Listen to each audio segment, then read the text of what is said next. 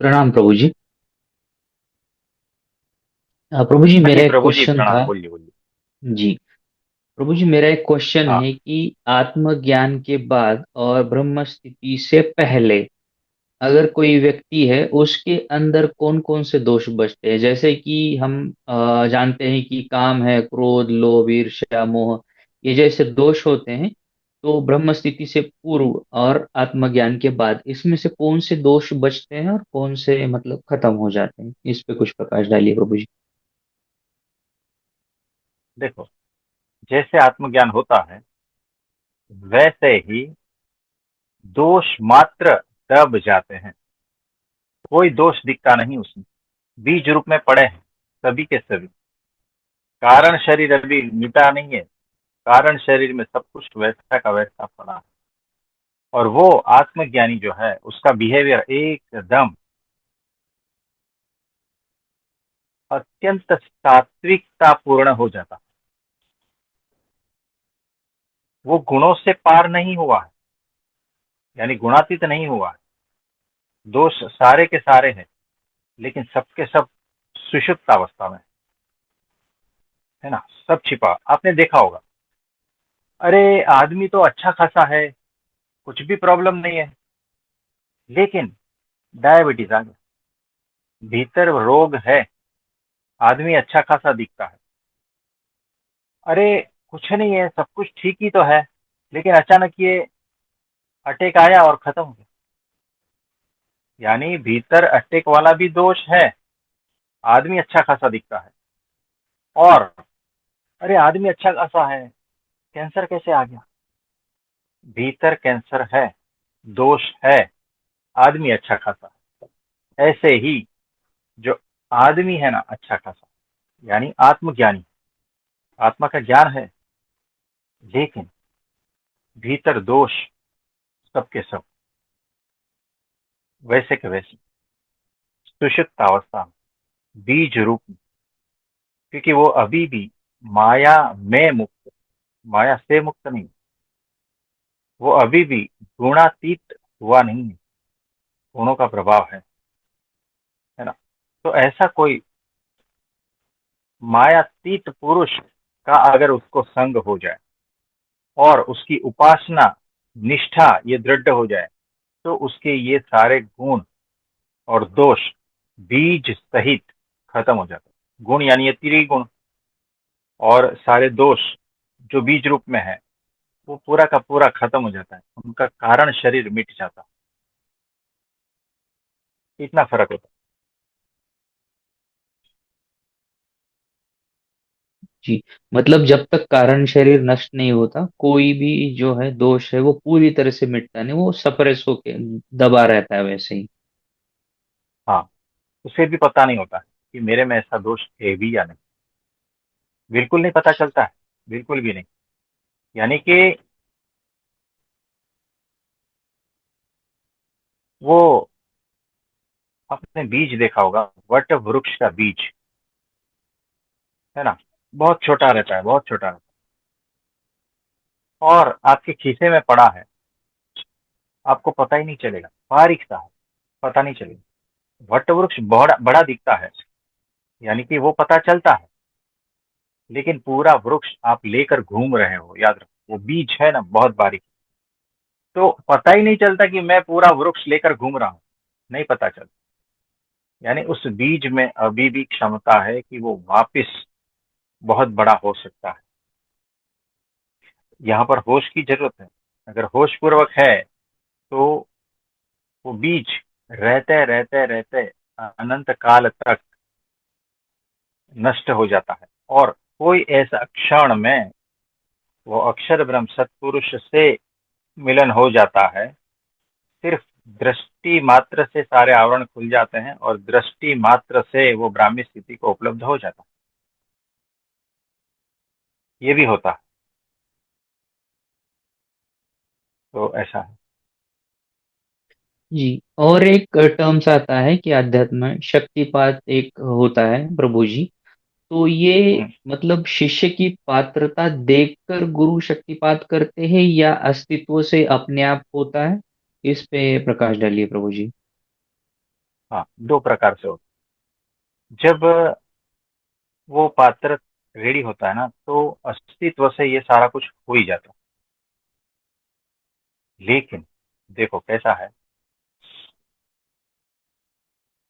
किसी को mental problem है और उसको शॉक देने रहते हैं, है ना, आपने देखा होगा, हॉस्पिटल में देते हैं। वो बिजली होती है ना, और उसकी मात्रा कुछ प्रमाण में होती है ना।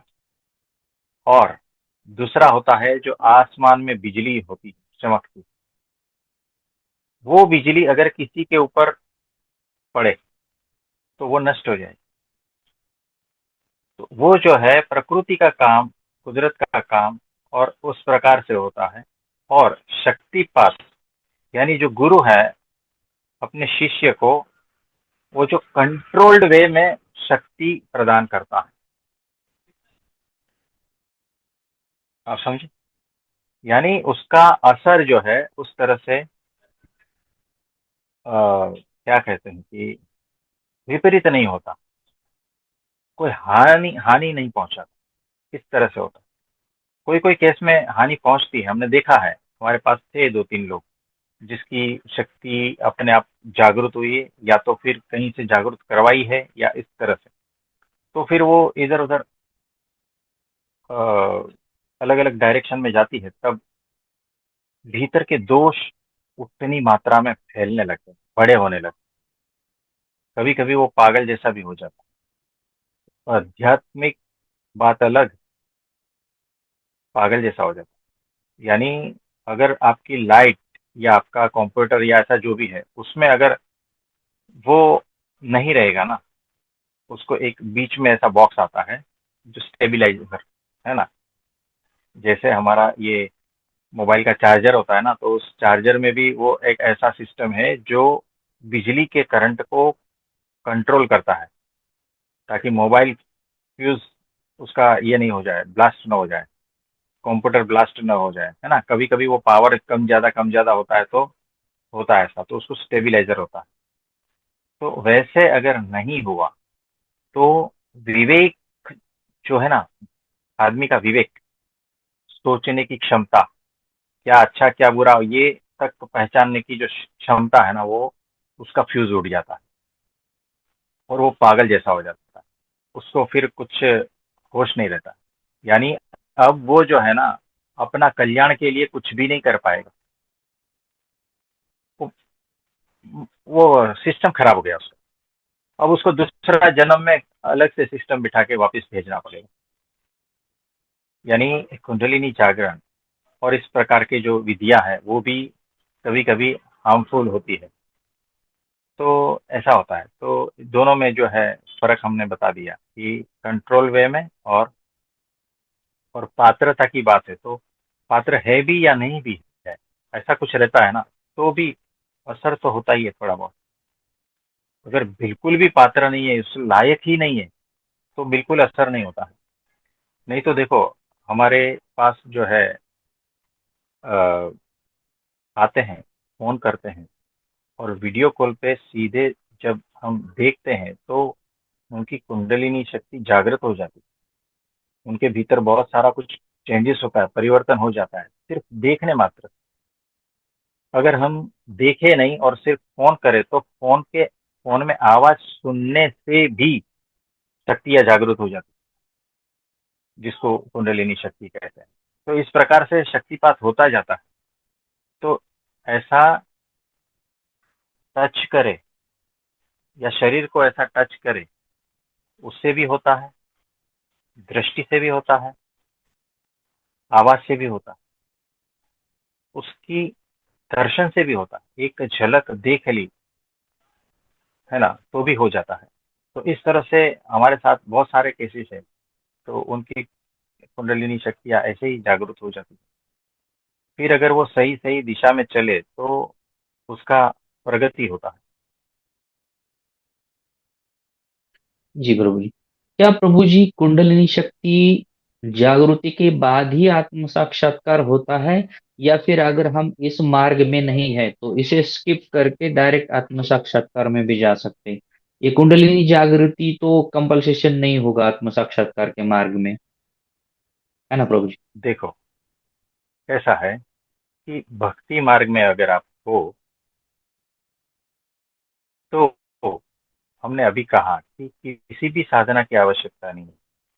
कि शक्ति, कुंडलिनी शक्ति जिस हिसाब से उतनी है, वो खींचती जाएगी भक्ति मार्ग में। देखो, इसमें दो प्रकार है। पैसिवली ऊपर खींचा जाता है भक्ति मार्ग में, और वो जो तंत्र और योग साधना और ये सब, उसमें जबरदस्ती धकेला जाता है, जबरदस्ती उसके साथ में कुछ किया जाता है। यानी कि एक मैंगो है, कैरी, है ना, वो आम जो है वो आम के पेड़ पर अपने आप पकती है,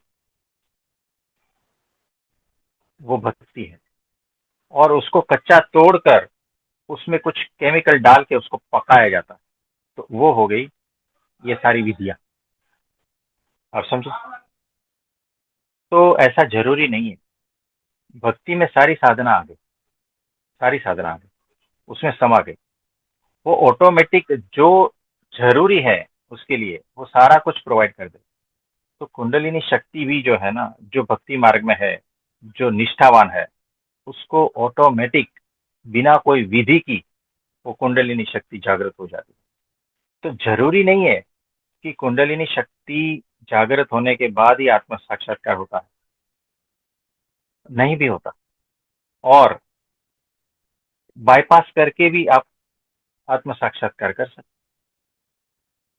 है ना। तो वो कोई ये नहीं है कि आत्म साक्षात्कार करने के लिए ये शक्तियां का जागरण, लेकिन उसके बाद में करोगे क्या?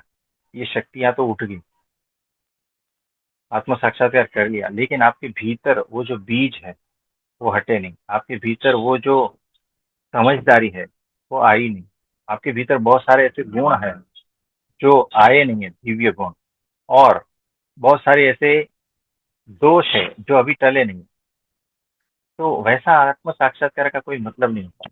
वो कभी कभी भ्रामक स्थिति भी होती है कि हाँ मेरे को हो गया आत्म साक्षात्कार, ऐसी भ्रामक स्थिति भी होती है। तो देखो, जितने भी महान संत हो गए, जित, तो जितने भी महापुरुष, जितने भी अवतार है, जो भी वहां पहुंचे हैं ना, वो कभी भी कुंडलिनी शक्ति जागृत करने के लिए कहीं पर भी गए नहीं। न कोई क्लास, न कोई ऐसा कुछ, है ना। वो सिर्फ और सिर्फ भगवान को भजकर उस स्थिति में गए। मीराबाई जो है वो कभी कुंडलिनी जागृत करने के लिए किसी के पास नहीं गए थे।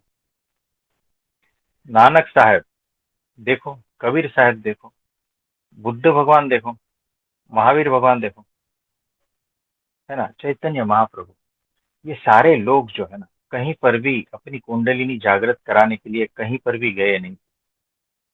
वो सिर्फ और सिर्फ भगवान में दृढ़ निष्ठा, है ना, उसी से ही सारा कुछ हो गया। उनके गुरु के वचनों में श्रद्धा, विश्वास, उनसे ही सारा कुछ हो गया। अब पूरा इतिहास उठा के देख लो ना। अब जितने महापुरुषों को जानते हो ना, महाराष्ट्र में देखो, संत तुकाराम जी, संत नामदेव जी, ये बड़े बड़े संत हैं। मुझे बताओ, उनके लाइफ हिस्ट्री पढ़ोगे, उनका जो भी जीवन चरित्र है पढ़ोगे, तो उसमें कहीं पर भी ऐसा मेंशन है क्या कि कुंडलिनी शक्ति उन्होंने जगाई है? नहीं। फिर भी उनको आत्म साक्षात्कार है, परमात्मा का साक्षात्कार है। ये बात है। तो कुंडलिनी शक्ति जगा कर भी अगर आत्म साक्षात्कार होता है, परमात्मा साक्षात्कार नहीं होगा। और परमात्मा साक्षात्कार तो सिर्फ और सिर्फ उपासना से ही होता है। नहीं तो कुंडलिनी शक्ति वाले भी जो है ना, कुछ जगह पर जाकर अटक जाते हैं। हमने देखे हैं, उसमें समझदारी की बहुत कमी होती है। शक्तियां तो जागृत हो गई है, लेकिन दोष भी बहुत सारे हैं। और वो दोष को मिटाने के लिए भीतर पीड़ा इतनी है और इधर उधर भटक। ये भी हमने देखा है, हमारे पास बहुत सारे केसेस आते हैं। तो ये बात है।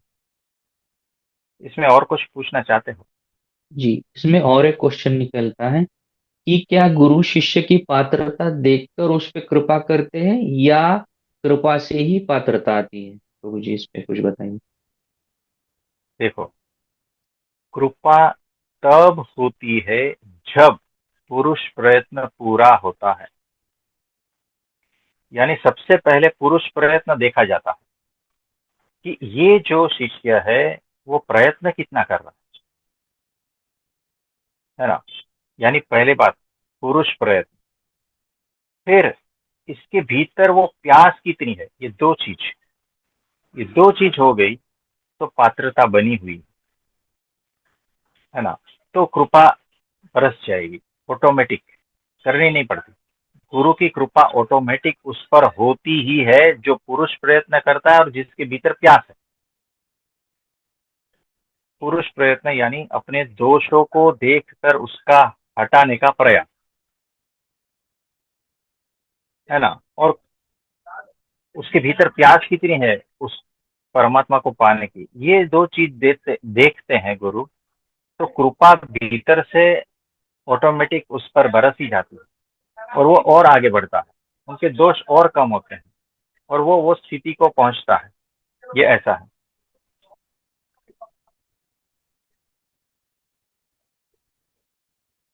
जी प्रभु जी। ये धन्यवाद। साइकिल जैसा है, ये जी। कि पुरुष प्रयत्न तो कृपा, और कृपा से और स्थिति आगे बढ़ती है और फिर कृपा बनती है, फिर वो कृपा की साइकिल बढ़ती है और वो शिष्य आगे आगे बढ़ता जाता है। हाँ जी, और कोई प्रश्न है तो बताइए। जी नहीं प्रभु जी, कोटि कोटि धन्यवाद। बाकी कोई पूछना चाहे? है तो बताइए।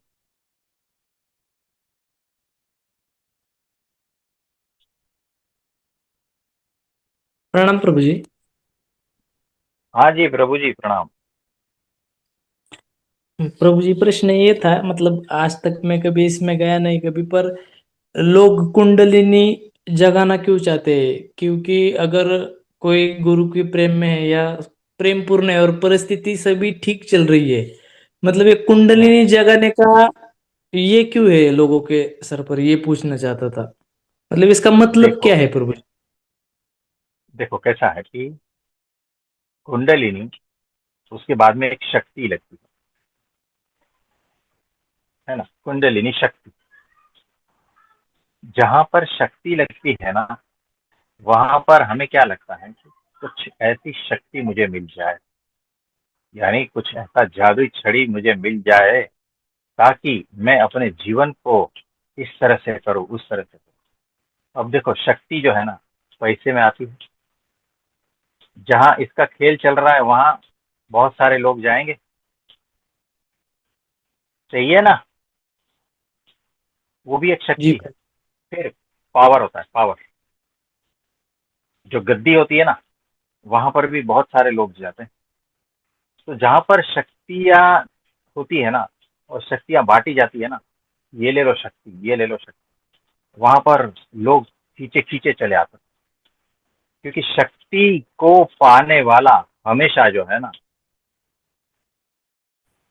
आप समझो किसी भी प्रकार की, मेरे भीतर अगर कोई ऐसी शक्ति आ गई तो अहंकार को सबसे ज्यादा अच्छा लगता है। चेक कर लेना कि कोई आपको कहे कि चलो आपको ये वाला शक्ति दे देता हूँ, है ना, मतलब बहुत सारी सिद्धियां होती है ना। अगर हम कहे कि आप जो बोलोगे वैसा होगा, ऐसी शक्ति मैं दूंगा, आप तुरंत रेडी हो जाओगे। अरे ये तो जादू है ना। तो शक्तियों का खेल ऐसा है। तो कुंडलिनी के पीछे शक्ति आती है, अब लोगों को पता नहीं है, तो उसको ऐसा लगता है कि कुछ हो जाएगा ना, कुछ मजा आ जाएगा। ये जीवन से वैसे ही परेशान है, दुखी है, तकलीफ में है। तो ऐसे ऐसे ढूंढते हैं कि कहाँ से कुछ मिल जाए, कहाँ से कुछ मिल जाए। और कहीं पर भी ऐसी दुकान लगी है शक्तियों की, तो फिर वहां पर जो है वो सारा खेल चलता रहता है ना। तो ये आप समझे। तो चाहे जी कहीं प्रभु। पर भी हो, अगर भीतर अहंकार है, भीतर वासना है, भीतर कामना है, भीतर इच्छाएं हैं, वो शक्तियों के पीछे भागेगा। जी प्रभु। हाँ। प्रणाम प्रभु और जी। कुछ, और किसी का कोई प्रश्न है तो बताइए।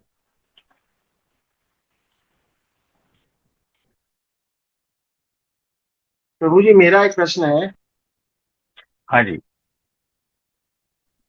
अक्षर ब्रह्म सत्पुरुष की का ध्यान करने की कोई विधि अ, अगर हो तो बताएं प्रभु जी। हाँ देखो, ध्यान करने की कोई विधि नहीं होती, ध्यान में हुआ जाता है। जैसे 20 साल का लड़का है, उसको किसी से प्रेम हो गया है, तो हर वक्त ध्यान किसका रहेगा? उसी का उसी का। है ना? जिससे प्रेम हो गया उसका ध्यान रहेगा हर वक्त। खाते तो, हाथ तो खाना खा रहा है, मुंह चबा रहा है, लेकिन ध्यान, चिंतवन, वृत्ति, सब कुछ वहीं लगा हुआ है क्या? नहीं, बताओ। बस जिस दिन अक्षर ब्रह्म सत्पुरुष से इस तरह से प्रेम हो जाएगा ना, उस दिन ध्यान करना नहीं पड़ेगा, स्वयं ध्यान में उतर जाओगे। चलते फिरते, खाते पीते, उठते बैठते, 2400 घंटे का ध्यान होता ही है ना? फिर अलग से ऐसा बैठने की, ये वो सब कुछ करने की जरूरत नहीं है। वो सब बैठने की, ये वो सब आवश्यकता कब होती है पता है? जब भीतर प्रेम नहीं होता है ना, तब। जब भीतर परमात्मा के प्रति प्रेम नहीं होता है ना, तो ये सारा कुछ हरकतें करनी पड़ती है ना? उठ पटांगे, इस वक्त हम सर्कस के खेल कहते हैं। सर्कस के खेल की तब जरूरत पड़ती है जब भीतर परब्रह्म परमात्मा के प्रति प्रेम नहीं है, या गुरु के प्रति प्रेम नहीं है, तब। आप समझे? और ये जो सर्कस चल रहा है ना, बड़ा अद्भुत सर्कस चल रहा है। कोई बात नहीं, लेकिन अक्षर ब्रह्म सत्पुरुष से प्रेम, अक्षर ब्रह्म सत्पुरुष ऐसे गुरु से प्रेम, उसमें सारी साधना आ गई, सारा ध्यान, सारा तप, सारा व्रत, सारा उपवास, सारे शास्त्र, सारे तीर्थ, सारे धर्म, सब कुछ आ गया, ऑल इन वन। आपको ऑल इन वन चाहिए या अलग अलग जगह पे अलग अलग चीजें? यानी आप कुछ सामान खरीदने जाते हो तो कपड़े कपड़े चाहिए तो कपड़े की दुकान में जाते हो, और गेहूं चाहिए तो गेहूं की दुकान में जाते हो, और जब बर्तन चाहिए तो बर्तन की दुकान में जाते हो, और टीवी चाहिए या मोबाइल चाहिए तो मोबाइल की दुकान में जाते हो ना। लेकिन आपने ऐसा मॉल देखा है जहां पर ये सब कुछ एक ही जगह पे उपलब्ध है? लेकिन ऐसा मॉल है, हमने देखा है। तो बड़े बड़े ब्रांड का देखो आप, सब ऑल इन वन है। तो अक्षर ब्रह्म सत्पुरुष से प्रेम, उसमें ऑल इन वन आ गया, ऑल इन वन। इसमें कुछ बाकी नहीं है। हाँ, सारी साधना का सार आ गया, सारे शास्त्रों का सार आ गया, सब कुछ, अब कुछ बाकी नहीं है। यानी एकमात्र अक्षर ब्रह्म सत्पुरुष से प्रेम, उसमें सब कुछ आ गया। अब अलग से कोई आध्यात्म नहीं, अलग से कोई साधना नहीं। आप समझे? तो ये जरूरी है, प्रेम जरूरी है। प्रेम नहीं है तो बहुत सारी साधना की आवश्यकता समझ में आ गया प्रभु जी। मतलब मनमना भव मत भक्ता मध्याजी माम नमस्कुरु। है। बराबर है। तो बहुत बहुत धन्यवाद प्रभु जी, बहुत बहुत धन्यवाद। हाँ जी। बस क्लियर हो नमस्कार। गया एकदम।